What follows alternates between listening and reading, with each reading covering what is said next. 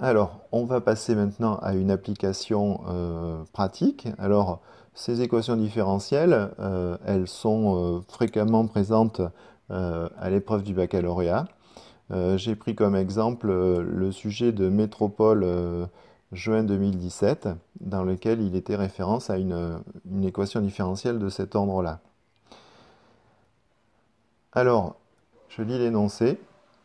La fonte GS, graphite sphéroïdale, possède des caractéristiques mécaniques élevées et proches de celles de l'acier.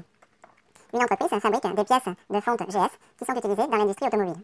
Ces pièces sont coulées dans des moules de sable et ont une température de 1400 degrés à la sortie du four. Alors, cette information va nous servir un peu plus tard, hein, ne l'oubliez pas, gardez-la en mémoire. Elles sont entreposées dans un local dont la température ambiante est maintenue à une température de 30 degrés. Ces pièces peuvent être démoulées dès que leur température est inférieure à 650 degrés. La température en degrés Celsius d'une pièce de fonte est une fonction du temps T, exprimée en heures depuis sa sortie du four. On admet que cette fonction petit f définie et dérivable sur l'intervalle 0 plus infini est une solution sur cet intervalle de l'équation différentielle y' plus 0,065y égale 1,95. Alors, l'élaboration de cette équation différentielle nous échappe, hein, nous, ce qui nous concerne, c'est juste la résolution de cette équation. Première question.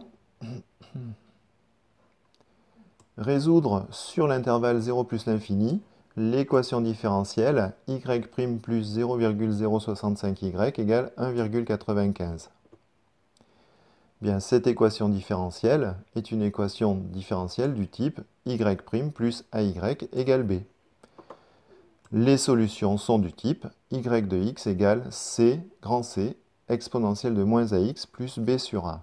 Alors ne vous embêtez pas à refaire la démonstration proposée précédemment. Vous écrivez uniquement ce que j'ai marqué dans la résolution de l'exercice, c'est-à-dire vous reconnaissez une équation différentielle dont vous connaissez les solutions. Donc vous marquez j'ai reconnu que c'est bien l'équation, c'est ce que je marque dans la ligne au-dessus de celle qui est surlignée.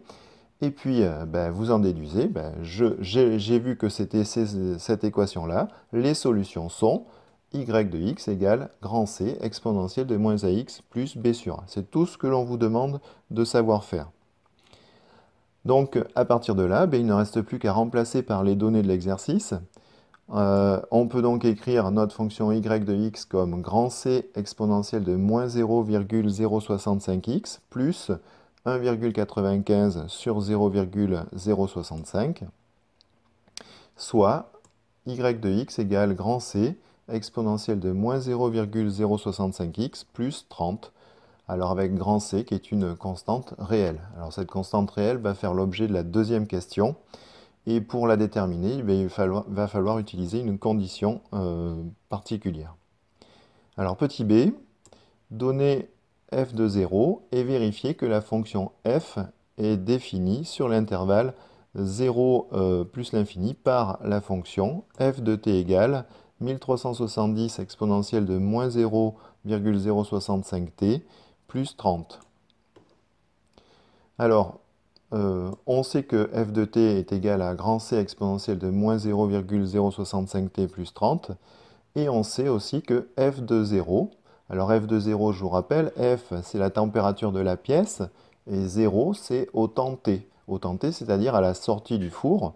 Donc cette température sortie du four, eh bien c'est la température du four, c'est-à-dire 1400 degrés. Donc on peut très vite exprimer de façon suivante. 1400 est égal à C exponentielle de 0 plus 30, c'est-à-dire grand C égale 1370. Et on a bien la forme demandée par l'exercice. Alors, une remarque. Donc, on vient de voir que la résolution d'une équation différentielle permet de définir non pas une solution, mais un ensemble de solutions qui dépendent d'un paramètre. Et si vous fixez une condition supplémentaire, eh bien, vous allez voir ce qui va se passer.